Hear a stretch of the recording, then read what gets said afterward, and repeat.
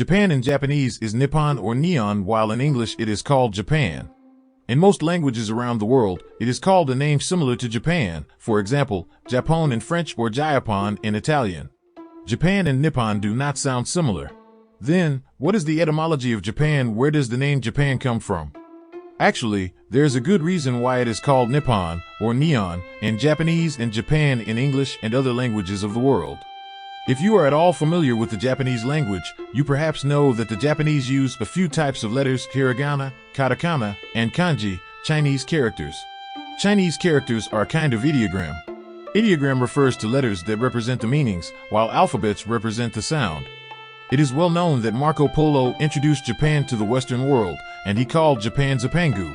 He wrote that in Japan there was gold everywhere, but he actually never traveled there. He went only to the southern part China.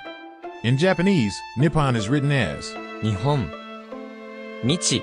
means sun or day, Hon. and in this case represents origin.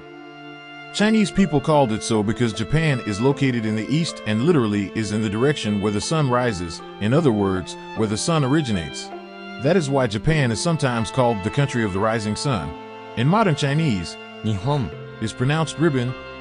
However, and very interestingly, in the days of Marco Polo and even nowadays, in the southern part of China, Nihon. was pronounced as Jipang or Zupang. He called Japan Zipang because people in the south part of China told him about the country of the rising sun and the term they used to refer to it. This is how Marco Polo brought the name Japan to the Western world. More interestingly, the Japanese normally have more than a few ways of pronouncing one kanji, which is an ideogram. Nichi. Is also pronounced jitsu, as you see in the word Honjitsu. hanjitsu, meaning today. Hon. Is pronounced han or pon, so if you combine the two alternative pronunciations of these words, it will become jitsu pon, which sounds very much like Japan, Zipang, or Japon.